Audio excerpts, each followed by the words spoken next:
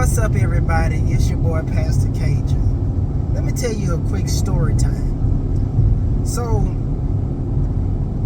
in the beginning of 2022, myself and my former congregation was in prayer about some different things. I told them one of my prayers to God is that God will continue to do some greater works amongst us. I was content where I was pastoring and just, feeling good about it. And so I just told the Lord one day in prayer after some missed opportunities, I said, Lord, just leave me where I am. I'll serve faithfully however you want, whatever you want me to do. I'm yours, Lord. Just use me. So,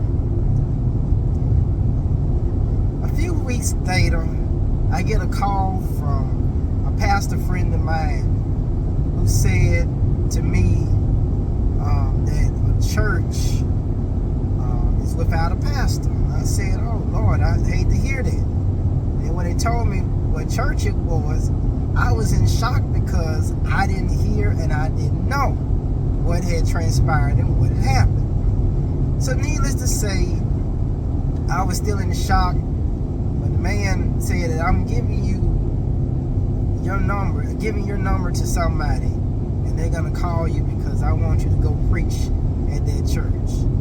And they might need an interim. I'm like, cool. And again, get a call, ask to preach. I said, cool, I'll come. But at that time, it was kind of a schedule conflict in a way. And so at that time, I'm like, I can't do it at this time. I'm gonna do it another time.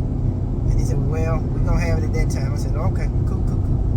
He ended up preaching. They changed the time so I could be able to preach on that particular day. I preached in 2 spots on the first Sunday of February. First Sunday of February, I go to preach at this church. Get there a little late, but got there in good time. Preached, and the glory of God shone in that place. And it was just a great atmosphere that Sunday. Get a text that next day from the person that invited me to come to say thank you for coming to our church. We really enjoyed you. I said we enjoyed you being there. Matter of fact, some of my members from my former congregation came with me that Sunday, and it was real fun. And so days later on that Friday, I get a text message that said that the board requested you send a resume. I was like, what? So I didn't think nothing of it. I obliged, I said. And so that was February. I didn't go back to that church until like May of 2022. And I came back again in June. And multiple times in July. Interviewed. And then in August, I went back the first Sunday. And then I'm thinking that they was going to vote probably like the 3rd or 4th. But to make a long story short, they ended up voting during the week leading up to the 3rd Sunday. And what they did in a creative way, they said, the committee that voted said that we're going to keep this secretive. And the church would know who the pastor is on the 3rd Sunday. And I never got no calls and then I just knew to preach on the 3rd Sunday. So I preached after I got you preaching. The very guy that got me to the church told me to come down because he had something they wanted to say. And everybody had this serious and smiling look on their face. And I'm just thinking that, I said, well, I didn't get to church.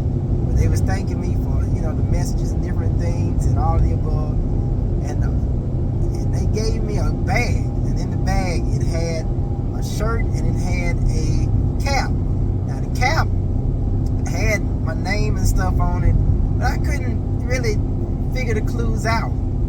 But it was not until I saw the shirt where it's got my name on it as pastor, and I'm so used to seeing Solid Rock Baptist Church. And so as a consequence, it said Shiloh Baptist Church, Norwood. And I lost it in a field of tears. I gave you this story to talk about how I became the pastor at the Shiloh Baptist Church for one reason, to tell some young preacher, if you be faithful where you are and faithful over a few things, God will make you rule ruler over many.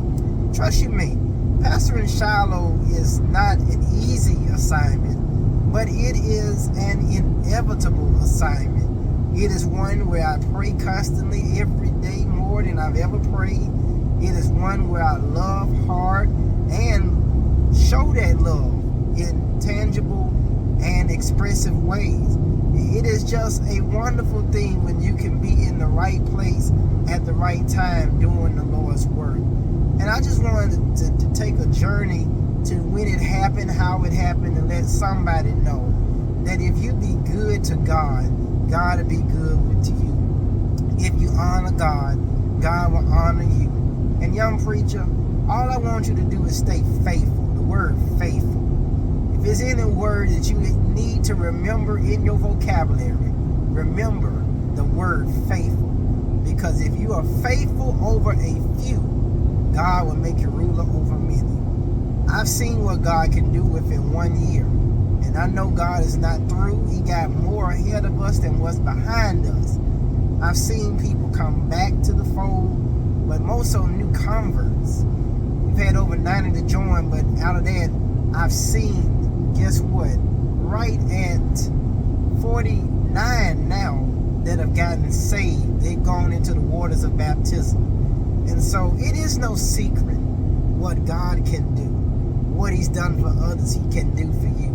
With arms wide open, he'll pardon you. It is no secret what God can do. And I'm about to sign off, but in the midst of these 7 minutes, I just want you to know that God rewards and honors faithfulness. And I'm living in an answered prayer. And you too can live in an answered prayer. Grace and peace, y'all.